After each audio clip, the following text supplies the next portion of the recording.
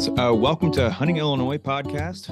With us today we have Curtis and hey Curtis, and then I'm Jason, and then we have a guest today. It's going to be Conservation Officer Gerard. Absolutely. Thanks for having me. Hey, how's it going? So we're excited to have you on and get to learn a little bit more about conservation officers in Illinois here. And I know you guys are doing a big push right now. You have some job postings opened up. Yeah, thanks for giving me an opportunity. So our agency, we're currently looking to fill 25 vacancies in the state, and our agency seems like we hire every 2-3 years and sometimes longer than that. And so for anybody out there looking, hopefully we'll run down a few of those things, and it's a neat opportunity for someone who enjoys nature, wildlife, being outside, working in nature. That's awesome. Yeah, we're gonna get into that. But first, let's just kind of talk about. I had to stop a little bit because we're asking too many questions before we hit record. So if you just want to give us a rundown of how you got into it, and then we can kind of go from there. Yeah, absolutely. So I'd love to tell you that this is my dream job and that I knew this is always what I wanted to do. Maybe I was a little bit naive. Late in high school, junior, senior year, I had no idea what I wanted to do post high school, and basically flipped a coin between the military or the law enforcement side of things, and military or college side of things, and ended up at a 4-year university studying criminal justice. And again, naive, I thought when I graduated, all these agencies were just going to be lined up waiting for my services, and that wasn't the case. And so this was one of the 2 agencies that I applied with, and fortunately the first one to reach out to me. I grew up hunting and fishing and being around it. My grandfather was actually a game warden for about 35 years. So I'd love to tell you, truthfully, he is my biggest role model in life. One of the humans that I think most highly of in this world, but it wasn't like I was just destined to follow in his footsteps. It just like I'm talking about our application being open today, that saw it posted and put an application in, and 17 and a half years later, here we are on this podcast. Wow. So what various roles have you had so far over those 17 years? Holy cow. Yeah, I've done a lot. And, our job varies so much from, the southern half of the state down by Kentucky to the northern half of the state.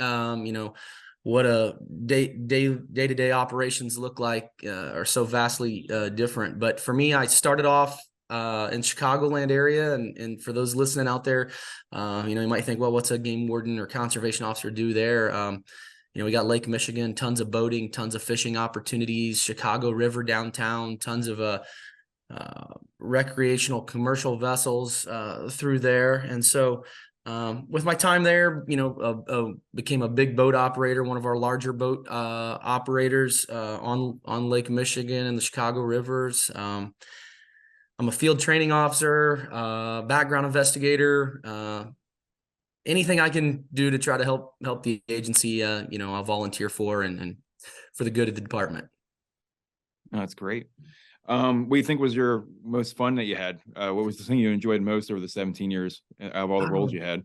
Yeah, I would say the most fun I've had in my career is definitely, I moved around Peoria, Central Illinois, Peoria area. And for me to just get up every day and go, I don't have, managerial oversight where people are breathing down my neck and telling me when or where to go. When I get in my squad on let's just say a Wednesday during the rut in the middle of November, I get to the end of my driveway and flip a coin, and kind of decide, okay, are we going to head east or are we going to head west today?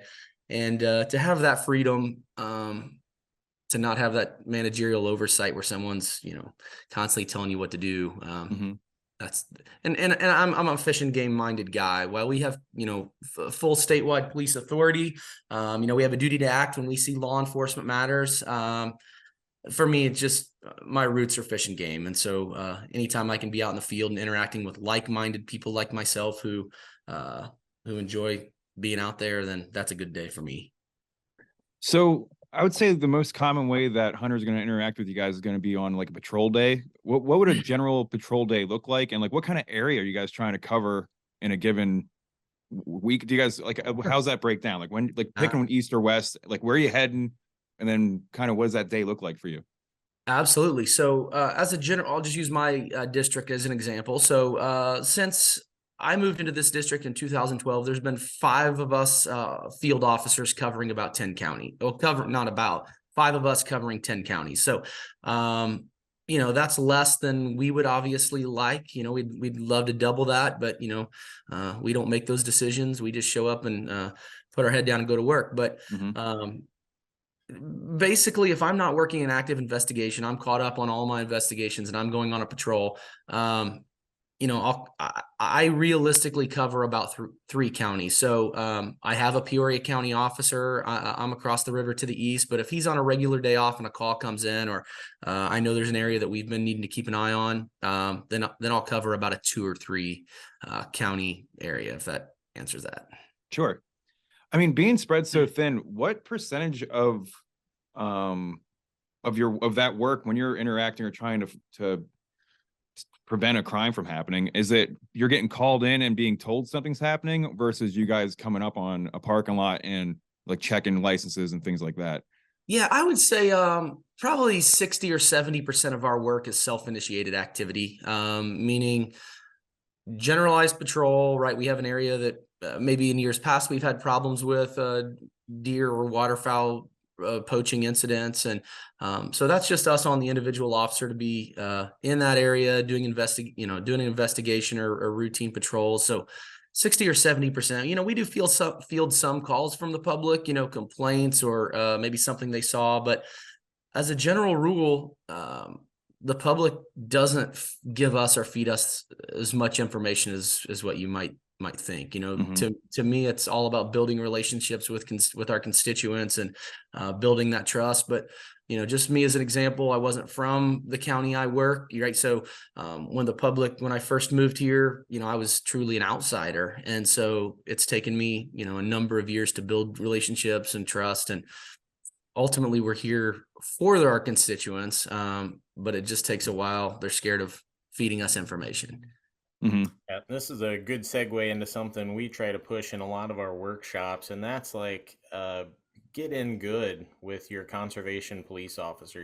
Get in a first name basis with them, because that's going to be a resource. It goes both ways. You talked about one way, and that's the public, letting you know when something's going wrong. And we definitely encourage people to do that, since wildlife are a public trust resource. When you see somebody who's purposefully trying to break the law to give themselves an advantage, they're stealing from you directly, just like they are from every single resident of the state. So you should treat that the same way as if somebody comes up to your house and tries to steal the bike off the front of your property. That's one way. But in another way that's more lighthearted, you all get a lot of complaints, like, let's just say, landowners who might have an issue with, let's say, raccoons or coyotes or whatever it might be. You rack those up. So if somebody likes to, let's say, call coyotes, or maybe they've got a coon dog and they like to raccoon hunt, it's a pretty good benefit to be in a good first name basis with you, because when you get those complaints, you might be like, well, I just so happen to know somebody who might help you take care of that problem. Yeah, so we so much to break down there. Great points. Thank you. First off, our contact, game warden or conservation officers, all of our contact information is available on our department website. Okay, so our cell phone, my direct cell phone, my email, and that goes for every officer in the state, is available on the website. Please reach out. Absolutely reach out. Introduce yourself. We are not the enemy. Okay, we're not the big bad guy out there. We are just like you, sportsmen. We're here for resource protection and that sort of thing. So please reach out. And then absolutely, I talk with hunters with landowners every single day who, are having problems maybe with a neighboring landowner or somebody trespassing on their property. Maybe they live outside of the area. They own ground here, but they don't live here. And, they're looking for somebody responsible and ethical hunter. When I hear a landowner say that they don't have anybody hunting on their property, I'm always quick to point out to them that unfortunately there are bad hunters out there that give us all a bad name.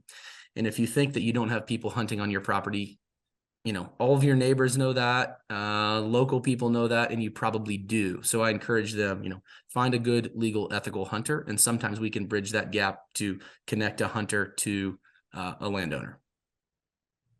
Wow, yeah, that's a great contact.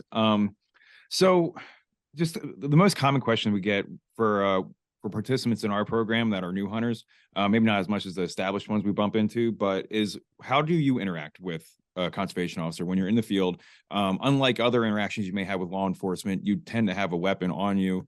And obviously you're walking around trying to harvest something. So how do you go about that interaction? What's the safest way to communicate with you all and everything like that? What does that look like? Yeah, great. So I like in all of the hunter safety classes that we participate in, this is one of my favorite topics to bring up. So as a general rule, if you're in the field hunting and you see myself or a coworker, what you can expect from us, what we can expect from you. Most important thing for me is, just because you're out, let's say we're rabbit hunting and we're walking down a fence row or whatever, and you look up and you see a game warden or conservation officer, that doesn't automatically mean that you've done something wrong.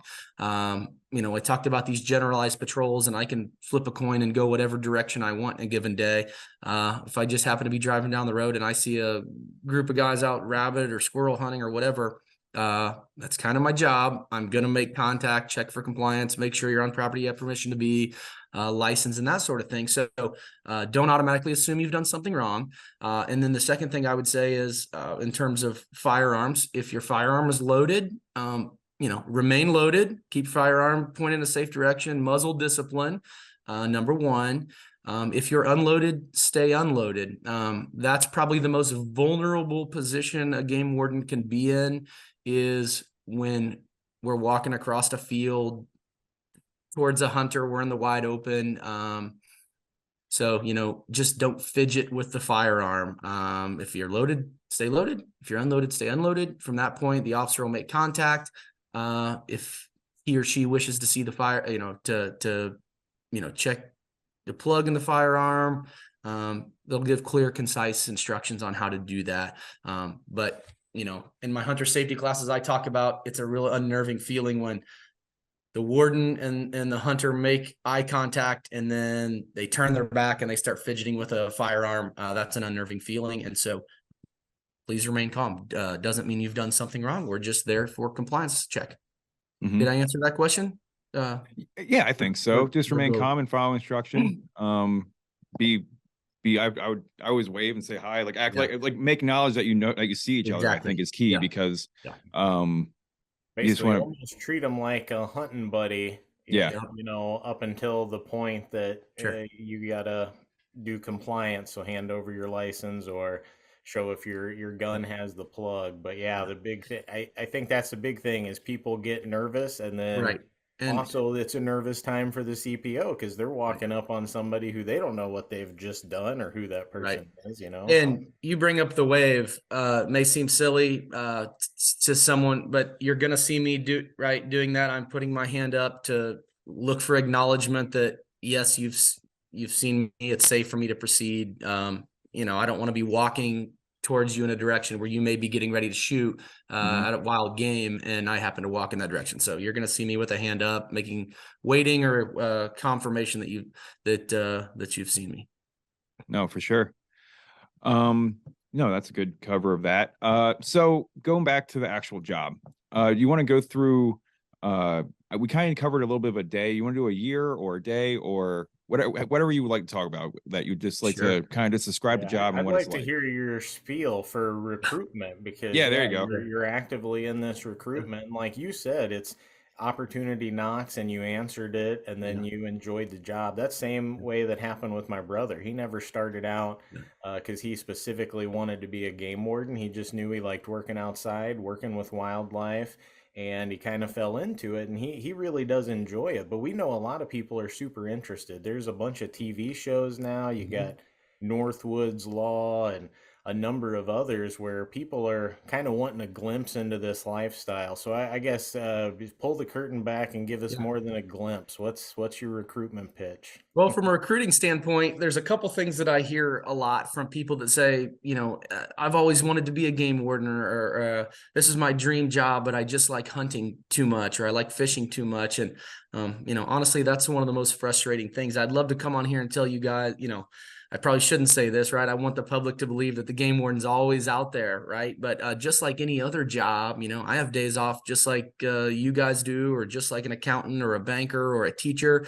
And I might push back a little bit about the fact that, well, I don't think you guys ever get to hunt. Sure, I'm not going to be out there during firearm deer season weekend, right? Probably not going duck hunting opening day of duck season. But I still have my regular days off. And the one advantage we have is, I don't work banker's hours either.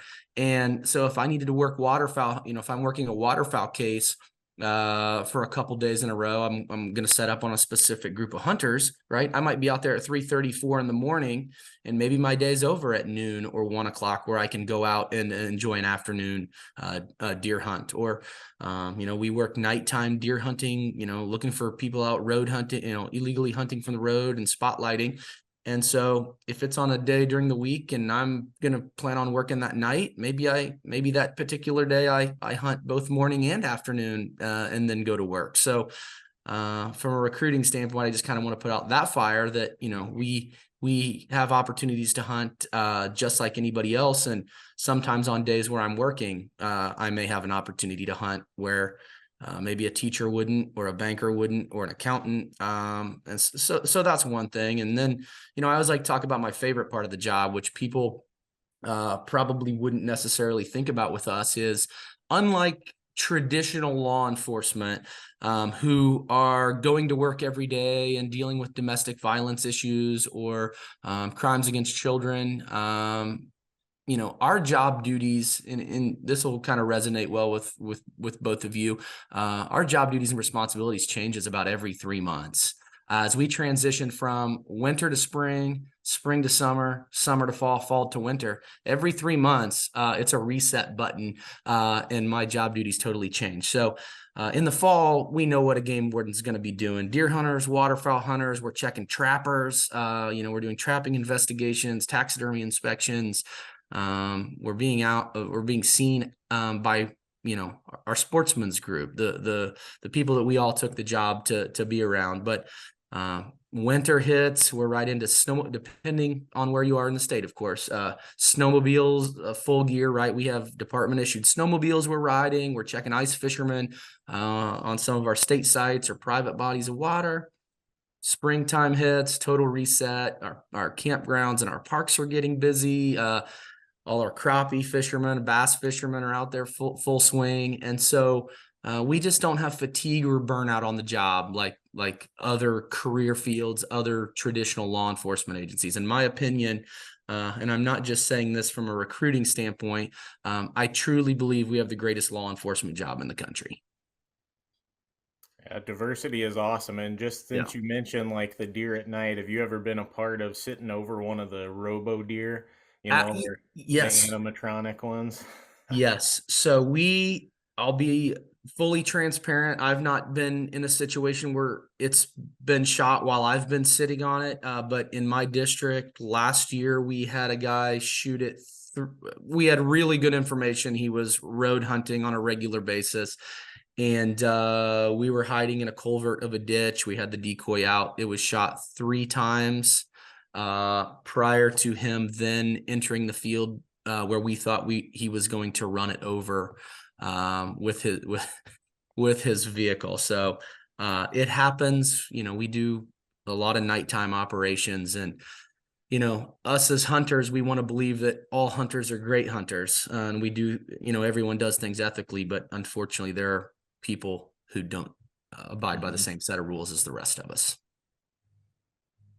Oh, yeah, I've definitely seen some crazy videos from the robo buck, so that's good. What about other animals? Has there ever been like a robo turkey, or is that Yeah, people been shooting them with rifles, I guess, so they're closer? Yeah, so we've had coyote decoys that we've used before for the road hunters, for people who we suspected of road hunting. And for us, it's the deer is the one we see the most of, that people are, for whatever reason, willing to risk it a little more. When it comes to rabbits and a possum or a raccoon, people aren't willing to take that same risk that they seem to be for a trophy one of Illinois' trophy whitetails. Sure. Mm-hmm.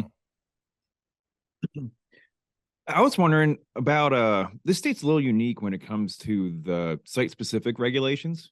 Yeah. Does that make your job more difficult? I don't know if this is a hot button issue or not, but I was just wondering because it's hard as a hunter, it makes hunting more Yeah. difficult because you have to go from site to site and be aware of all the rules that are different. And then so for y'all, you got to do the same thing and how you're enforcing them when you come to a different public land site, I imagine. Yes, thanks for asking that question. And actually, brings up a good point. I don't want the listeners out there to think we as wardens understand the difficulty of it. Okay, we see it. Laws are constantly changing, and oftentimes it's difficult for us to keep up with some of the laws. As it pertains to the youth hunting license and constant changes. So, we're regardless of maybe what the perception of us is, we're not out to try to write petty, violations. We're out to catch the intentional violator. We pride ourselves on catching the person who, leaves their house with the intent to break the law. We want to educate the unintentional violator, but we absolutely want to catch the person who's, out there, they've gone out at night with a rifle and a spotlight for one thing. And those are the ones that keep me up at night. And those are the ones that we want to catch. I mean, I can go write grandma a fishing license, warning or a ticket. I can go catch as many 17, 18-year-old high school kids that went fishing after getting out of class. Those aren't things we get excited about. Those are duties of the job, but we want to catch the real violators. Mm-hmm. But yeah, but with that, understand that every body of water that for fishing, every body of water has a different regulation. State sites, the administrative rules don't align with the state site that's 10 miles away. And so, I just before our podcast today, I was digging into an administrative issue, trying to find something. I get a call from the public. He's asking a question, and I have to truthfully tell him, sir, I should know that answer, but I don't want to speak off the cuff and give you bad information. Please give me some time to look that up, and I'll call you back with updated info. And it was difficult for me to find. So I know that the public has those same frustrations.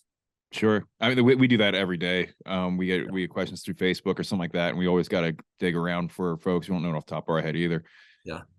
So then that's let's a go. good point, Oh, though. go ahead, Curtis. Ask Go ahead. questions when you have them, because it's like with the old saying, right? An ounce of prevention is worth a pound of cure. Yeah. If you do have questions, a lot of us who have been hunting our whole life, we've got those mentors we can call and ask, but some of you don't have that. You might be a first generation hunter and you've got the conservation police officers are a resource for you. Give them a call and ask before. We at Illinois Learn to Hunt, we're a resource for you. Follow us on Facebook, ask questions there. We'll figure out an answer beforehand. And yeah, it's like you said, there's a big difference between intent of breaking the law and somebody who's really trying to do the right thing. They're just a little confused with all the regulations, and hopefully between us we can help get you started on the straight path there. Mm-hmm. Yeah, and that's where I'll say it. I'll mention it again. I already did, but the contact a CPO on department website. I can't reiterate enough to, if you have concerns, we're all busy, but we'll take time. That's what we're here for, to answer questions of the constituents. Don't send me text messages of jokes and that sort of thing. I don't need that, but forward on memes or anything like that. But I'd gladly answer. Yeah. While I may only work 8 or 10 hours a day, if I hear if I'm around the house or I'm working in the yard and I hear my state phone ding and a text message just came through or a quick phone call, I'm going to, regardless of what I'm doing, I'm going to try to get to the constituent. So we are there as a resource. Mm-hmm. So I was going to ask you a little bit more about the training aspect and kind of getting back towards that the different jobs that are out there for y'all. So what kind of schooling do you have to go through? What kind of is there academy strictly for the CO, or do you guys go through a regular police academy? Yeah, I'll talk a little bit about our educational requirements, our military requirements, and then I will talk about once you're hired with the agency, what that looks like. So like every other law enforcement agency in the country, we were, believe it or not, struggling to find qualified people. And so this past July, we mirrored the state police regulations, and we lowered our educational requirements to 60 college credit hours, or 2 years of full-time, roughly 2 years of full-time schooling. The law does not say an associate's degree. It says 60 college credit hours or more, of course. Or there's some military exemptions. Anyone who served 3 years in the armed forces, 3 years continuous full-time active duty law enforcement time would exempt you from having any educational requirements. So 3 years of active time alone, you're eligible to apply for us. Or for those people in the military who are on the reserve or guard side of the military, there are a number of qualifying campaign medals that if you saw deployment or combat, either Iraq campaign medal, Afghanistan campaign medal, Global War on Terrorism expeditionary medal, and a few others, that would waive any educational requirement. You would be immediately eligible for us. And so with our application being open right now, you can find that, of course, on the DNR website, or on social media, where our link is posted on the Illinois Conservation Police Facebook page. But once hired with our agency, we do 16 weeks. We do 16 weeks at the Illinois State Police Academy, where we get our Illinois law enforcement certification. So that's a long time. Used to be 14 weeks. With now some of the new laws in Illinois, we're at 16 weeks there. That's in Springfield. Well, it's traditionally in Springfield. We could go to any academy we wanted. We've been going to the Illinois State Police Academy the last few times. Home on the weekends, meals and lodging there provided. You're a paid state employee at that time. You're home on the weekends, but it is paramilitary, semi-militaristic, I would say, in how that academy is run. And then when you graduate from there, we're doing 14 weeks at our DNR academy, where we do the fun stuff. Learn about the hunting regulations, boating, snowmobiles, state parks, timber, pollution of waterway, that sort of stuff. We're driving boats, we're on snowmobiles, we're on four-wheelers. More enjoyable aspect of the training, I would say. More hands-on too. More scenario-based training, more instruction from our current field officers. Smaller group sizes. We're trying to get out and really teach, right? We may hire someone that doesn't have a background in trapping. And so, you can't send them out on the field without them having a basic understanding of it. So we're setting traps, we're running trap lines. We're out in the field learning tree identification. We're going to week of waterfowl school, where we're quizzing them on taking the wing off of a hen, bluebill or hen ringneck duck, and trying to identify them. So, and then once we're in the field, so once you've completed the academy, we do roughly 64 evaluation days, where you're with a number of different officers in the field being evaluated, doing, initially very small percentage of the amount of work, the actual work. It's more observation. And then we build up to where the trainee would be doing all of the work with just oversight from the officer. Officer would be there strictly as basically as a resource, if they needed something. Sure. So you talked about like educational and military requirements. What about somebody that may not have a perfectly squeaky clean pass? Maybe Sure. they got a speeding ticket, maybe they got a minor in possession. Are they still, can they do it, or are they disqualified? Guilty. So, I'm an example of people who had traffic violations in my past. I'm an example of someone who got hired with this agency that maybe didn't have the cleanest wildlife background. I'm not saying I ever got caught doing things wrong, but I'd be a hypocrite and a liar if I stood in front of you and told you that I hadn't done things, wrong on the wildlife side of things either. And so, I don't look at that as a deal breaker in any way. In fact, when I'm doing a background investigation on a new applicant, I actually, I don't encourage it, but, we want people who have been out there, real world people that grew up hunting and fishing. And sometimes as a result of that, maybe they didn't have a good mentor, like you mentioned earlier, or they didn't have access to anyone who really knew the regulations. And so having a clean background is important, obviously. But bigger thing to us is, owning up to the things that you've done, documenting it, talking about it, letting us know. Because we do a very extensive background. We talked about us only maybe hiring every 2, 3, or 4 years. And we can't afford to miss something in a background investigation, and we've taken an academy spot, and then we later find out it's time to let you go because of a pattern or a history of doing things illegal. And so we just do a really thorough background. But more important to us is it's not the fact that you did it. It's tell us why you did it, what you learned from it, and how you will change things moving forward. Yeah, that's the big one. Don't lie about it and then get caught, because there's no backpedaling from that.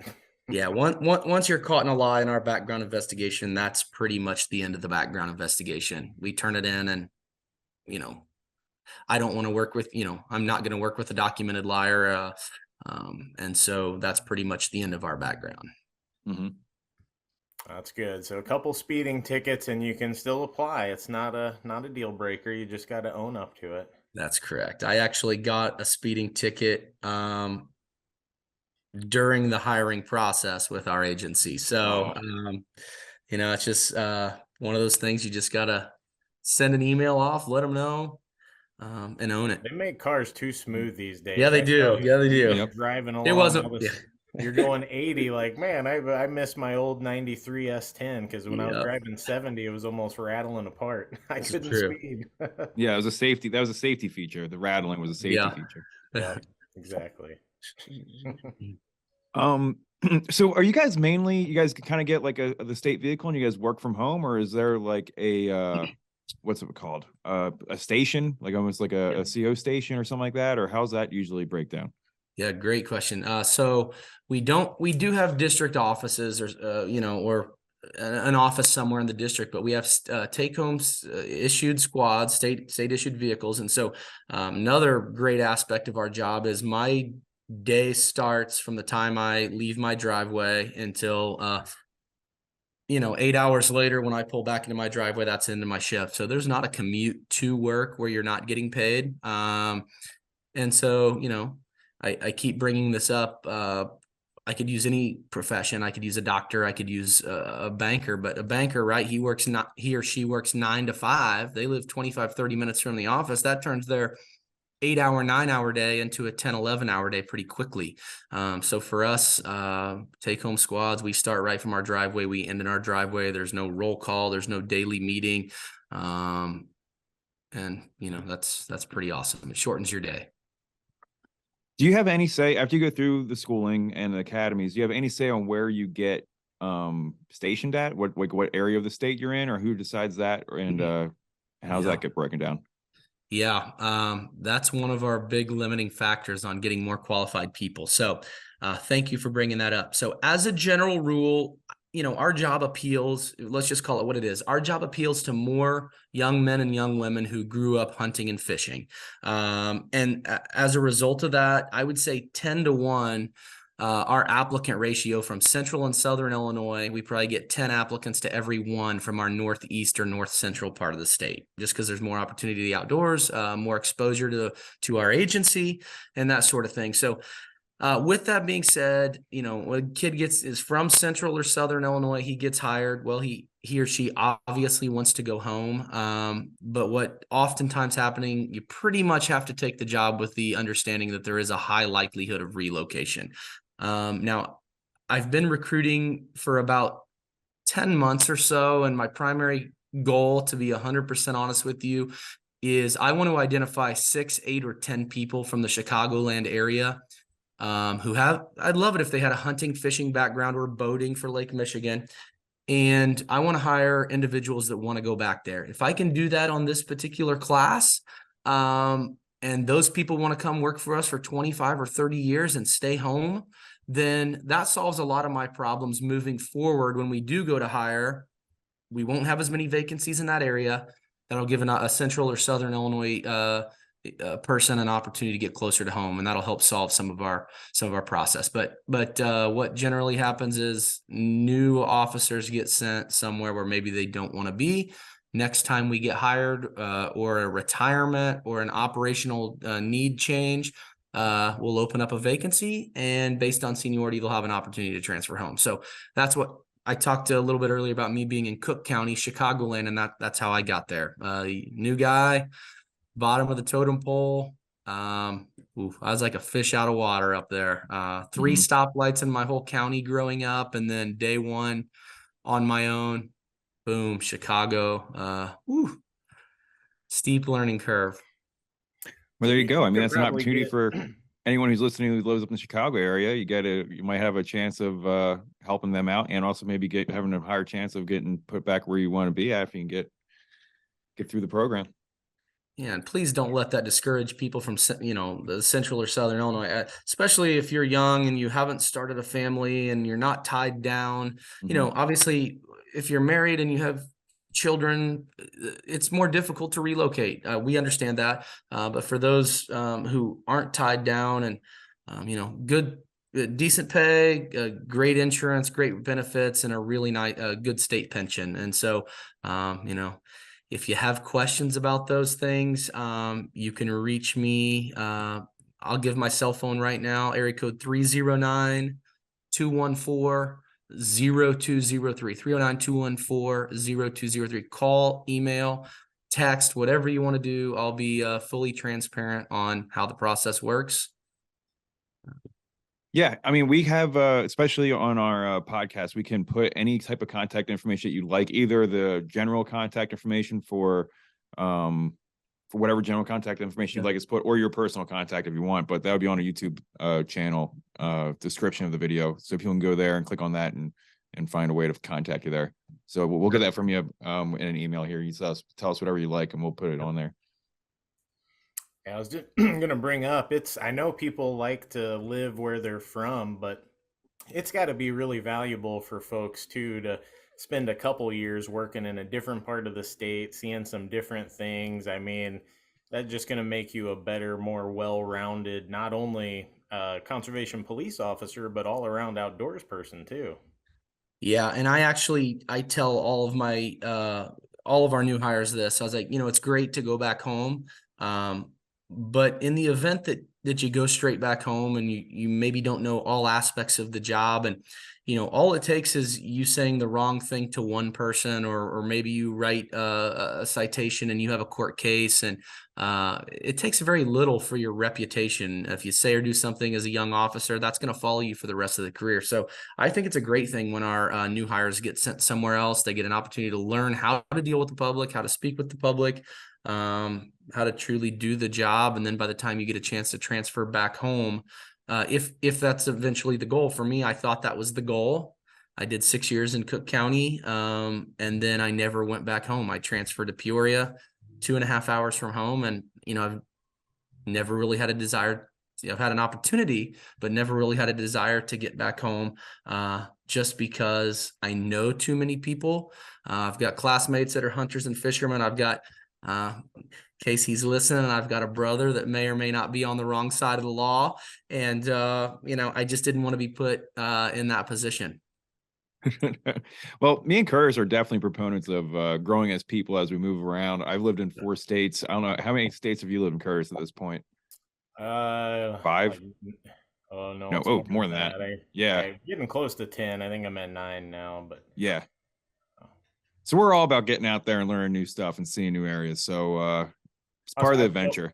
One thing that you didn't quite mention, but I think is one of the neater aspects of working in the law enforcement field, is the retirement age is different than everybody else, which is one of my brother's big selling points. So could you let us know a little bit about that? And I mean, to me, that's a big draw of getting into the LE field, is you can actually retire when you're still young enough to maybe do things.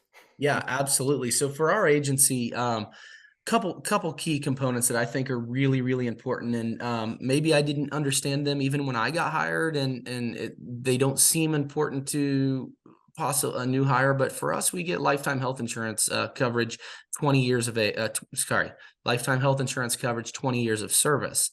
And that's a big deal for someone who recently retired, let's say from a municipal police department. They're going to have to pay out of pocket for their insurance until they're Medicare age eligible. So if an officer retires at 55 or 57 years old, they're paying out of pocket till 65 years of age, till Medicare kicks in. And, right now in today's world, that would be, over $2,000 a month to be insured. For us, I'm going to pay the same rate in retirement that I would while I'm working. That's a big one. The other one for us, you talked about the pension. So 20 years of service, you could retire at and roughly make 60% of your, after 20 years of service, you would make 60% of your last year's rate of pay to stay home and hunt, fish, golf, boat, snowmobile, whatever you like to do. 60% of your last yearly rate.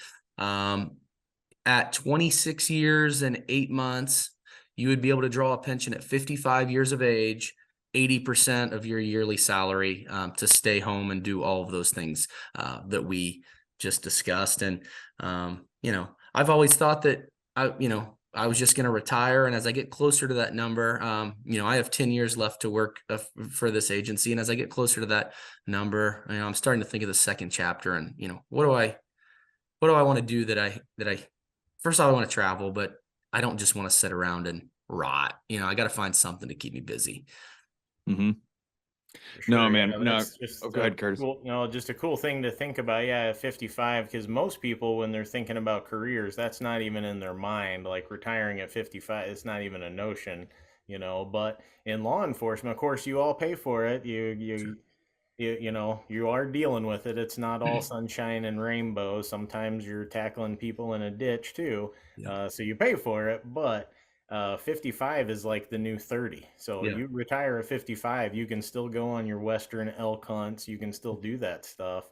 What I think most normal people, when do they even retire anymore? I don't know. I haven't checked the stats, but they're so old they can't do anything. Yeah. So My that's a big wife's, selling point for me. yeah. Mm-hmm. Yeah. My wife's in the corporate world and she's, we're the same age. And so she's asking, when do I get to retire at what age? And, honestly, like, she's just going to have to cut out early or she's going to stick around way later. But yeah, our benefits are, we used to be able to retire at 26 years, 8 months of service. You could retire at 50 years of age. Now state pensions changed a little bit. So it's 55, which may or may not be the right number. It's still, in my opinion, very, very good. Mm-hmm. No doubt. You have any other advice or anything you want to give to anyone who'd be interested in this career? Yeah, I mean, I get a lot of questions from younger crowd, and I assume you have some of those people in high school or maybe post high school that haven't really decided what their career is going to be. We get a lot of questions from people asking high school age kids. I want to be a game warden. Tell me what career path. What do I need to do to prepare for that? And I mentioned earlier about how I was a criminal justice student, and I went and studied criminal justice, and that's still one of our preferential degree fields that we look for. We want to hire people who have the criminal justice, the forestry, the natural sciences. But I would encourage someone to, if you thought, hey, I want to be a game warden, or don't limit yourself. You have to have a backup plan too. And so what I mean by that is don't just go get a criminal justice degree if you want to be a cop. Think outside the box and have a backup plan. Maybe it's management, maybe it's business. And that way, if you decide down the road that law enforcement isn't for you, you have a backup plan. For me, it's worked out great and I'm not going anywhere, but I just imagine, if I didn't want to be a cop, I have this criminal justice degree and how valuable or marketable am I? So, have a backup plan going into college if that's your route. And military is always a great route too. I think it's really cool that you get that option, college or military to sort of get your foot in the door. Because, we see it just in the wildlife field in general. It's kind of this. I think it's one of the great illusions of the American education system, right? Go to college, make lots of money, and then you go to college. Oh, sorry, no jobs, And so having options for people that's not just college is good, because I know, Jason, I'm sure you're the same way, Isaac. We know a lot of people that did great in college and they're absolutely not using their degrees because they, for whatever reason. I had a buddy get a master's degree in conservation biology and had to go back and get another degree in computer science because he couldn't find a job that he wanted anyway. But it's crazy. So yeah, having these type of opportunities is definitely something. If you're within this interest field, this is a pretty strong strong positives there with the retirement and everything else, all the other aspects of the job. I was looking into being this or a park ranger before I went into a more sciencey research end of the spectrum, for sure, because of all these different benefits back in Pennsylvania. But oh, I had a question. I don't remember what it was. Curtis, you got one? Might cut this part out. Go ahead. Oh, so you had mentioned you're hiring 25 people right now. Does that bring you back up to like, I mean, I don't even know what's considered 100% staffed, but does that bring you up to it closely, or is that just a number to get you caught up, or And what? can I build on that? That was actually the question. I won't cut that part out because that was the question I was going to ask. Yeah, what is the state of the conservation police officer numbers in Illinois? And are you guys at a height right now? Are you at a bottom? What was the highest? Like, at what point did you guys have so many? And then what happened to that? Like, what's the history of the numbers over time? Sure. And then what you're looking at right now? Yeah, I can give you rough numbers to that. So I would say we're somewhere in the midpoint right now in building, if that makes sense. Definitely not the high and certainly not the low. 140, this is command staff, top to bottom in our agency, around 141 right now. That is moving in a really good direction for us, considering 102 counties in the state, 141 total officers, let's say that basically means 115 field personnel. So for us, that's a pretty good spot. We are coming up against a heavy number of retirements. If we're truly able to hire 25 and we get 25 good ones that stick with us, that will definitely offset retirements. But there will still be a need. So if you're someone who's considering the college route or the military route in the future, there will be a need to hire more personnel. We hired in 1999 and 2000. We hired a class of around between those 2 years, around 50 people. You can do the math.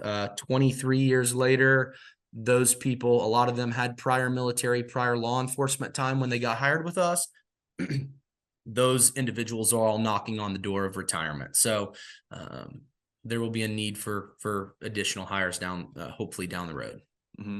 How many do you think you hire a year? And is this a big year with the 25 posting? 25 is a big number for us. Traditionally 15 now in years are running together for me. 21, either late 20 or spring or early 21. We hired around 30, two different classes. We hired close to 20 and then close to 10.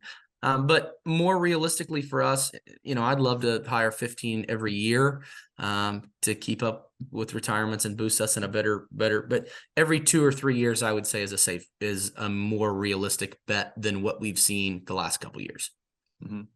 And then how do y'all stack up against other states? I know growing up in Pennsylvania, I'd come out at one of the first weekends of gun season and there'd be 3 or 4 game wardens sitting there checking everybody's tags. And I think that's a pretty rare sight to see unless you guys are really busting somebody, having multiple game wardens in one spot or conservation police officers in one spot. So do you guys have like low numbers compared to other states, or is it about on par with the amount of public land that we have? I would think that we're probably right about on par with other states, and I don't have a ton of research to back that up. But in my district, I know personnel is a little bit better. We had been, like I said, 5 people for 10 counties since 2012, and we actually just bumped that number up to 8 for 10 counties. So I know that's a good indication that our numbers are somewhere in a better spot than, funding got tight for a few, several years, 3 or 4 years ago. And, there's the big rumor that we had a ton of layoffs, and that didn't happen. That was a discussion, didn't happen. None of our people turned in their equipment, that sort of thing. We get a lot of people that are hesitant to apply because they're scared of the funding, and that's just not been an issue for us. Well, that's a good question. What big rumors you think are out there? The biggest misconceptions? There's a plenty. I mean, we see that a lot. I know it's gonna be hard to narrow it down, but you got any that you really want to get off your chest real quick? So hot button topic for us. What's so you guys are aware of this, but large carnivores that we've seen in our state, mountain lions, wolves. We had a bear come through a few years ago, and I've been with the agency for 17 years, and unless I'm completely left in the dark, We're not releasing, the public, DNR is releasing them. They're chipped, they're tagged. Like, yeah, That's they're chipped one. and tagged, but they're chipped and tagged from Yeah. Nebraska. Yeah, that's one for me that every gas station I go to or every sporting event, I hear the story about my brother's friend Daryl saw a mountain lion or a cougar in his backyard, and 10 years ago I'd have looked you in the face and I'd have told you they're not here. We don't have we can't say that anymore. I mean, right? Two mountain lions, two confirmed that I'm aware of this year. One roadkill in Kane County, one relocated in Springfield. We've had wolves hit in northeastern Illinois, and of course we had Bruno the bear 2 summers ago make the entire trek down our western portion of our state. So obviously we know they're here. Our biologists are telling there's not a breeding population. We're seeing young males who are doing and looking for things that young males are searching for. And sorry, I went on a rant there, but Oh, that's okay. it's No, the I mean, large that was definitely a hot. carnivores. Yeah. We talked about that ourselves a little bit, and it's definitely it gets attention as soon as you start talking about mountain lions. Folks are interested in it, and I just think this is my personal view on this is out west, it's just a new thing that people aren't used to. If they do start moving in the area, like I said, there's no breeding population to show that will happen, but if it ever did, I saw one. I was out on vacation in Seattle, and I was driving down the road and saw one run in front of my car, and it was 100. I was in Olympic National Forest or National Park, and then we went to the near gas station. I'm like, "Hey, you guys got mountain lions around here?" And then the one guy's like, "Oh, I don't know," and he like yells in the back to the fry cook. He's like, "Yeah, we got mountain lions," and the guy's like, "Yeah, we got mountain lions." Like, I've never seen it, but yeah, they're around. They could care less, or like they're not terrified that there's a mountain lion 10 miles away from their store, and it's just a matter of perspective. It's like it's a new thing, and it's terrifying. I mean, I'm not saying it's not a big deal. I'm not trying to downplay that at all. Right. But at the same time, it's just what you're used to living around. Yeah. And for me, right, I'm on private lands a lot often. And, I see how many cellular trail cams are out there, how many cellular trail cams are out there. And if we had a significant population, and I please don't misconstrue this. I'm aware they're here. We've had them, but they're not. We'd have lots of pictures. I run as many trail cameras as anybody, and we don't see them. Mm-hmm. For sure. With all the trail cameras out there, there's not a whole lot that sneaks through the wilds of the Midwest without getting undetected. I'm sorry, Bigfoot people, but it just doesn't it doesn't add up. And it's wrapping on school pickup time. I've got to go. Jason's going to stick around, but just one more question. Those deer behind you, are those personal deer? That's quite the amassment of antler you have there. Thank you. Many of them are mine, but there's a couple of my brothers up there and a friend's in there as well. So, nice. we're fortunate. Illinois well right there. We're fortunate in the Midwest, right? To that's one thing. That's probably the number one driving point as to why I'll have a difficult time in retirement moving is right. It'll be like most people go to the beach and I want to be in a tree stand in Illinois. Yeah. When you're talking about how you're like, I still have time to get out and hunt. It was hard for me to not be like, yeah, you don't say. Yeah. Like, yeah, there's some evidence behind you there that would point to that. But no, man, that's awesome. So we can get wrapped up here unless you have anything else you'd like to talk about. I think you guys allowed me to hit on everything, so appreciate it. No, fantastic. We appreciate your time, and we look forward to building a relationship with you and other COs. It's something that we're trying to make a point. If we're in an area and we have workshops, we're going to be trying more and more. We've been lucky. We bump into them once in a while, and they'll stop by and give a little 5-minute talk to the folks that are at our workshop, but talking to other COs in the area and asking them to pull over real quick. And if they're in the area, stop over and say hi. We're usually at a pavilion at a public site, so it's not too hard to find us. Reach out to me if you're in Peoria. I'd be glad to, assuming I'm available, to make that a priority. That'd be great. So look forward to talking more in the future. And again, we'll hit you up on emails and get any contact information or links you'd like us to share with the podcast, and we'll take it from there. All right. Thank you so much. All right. Thank you very much, Officer Garter. Sorry. What was your last name again, buddy? Gerard. You're all right. Gerard. I had it on my phone. My phone died. You're all right. I know your name's Isaac. I'll cut that out. Dang it. Doesn't matter. Use it. It's good content. It is. If people made it this far, they get to see me flub. All right. See you later, Isaac. All right. Have a good one. Thanks, guys. All right. Thank you very much, sir. All right, take it easy. There we go.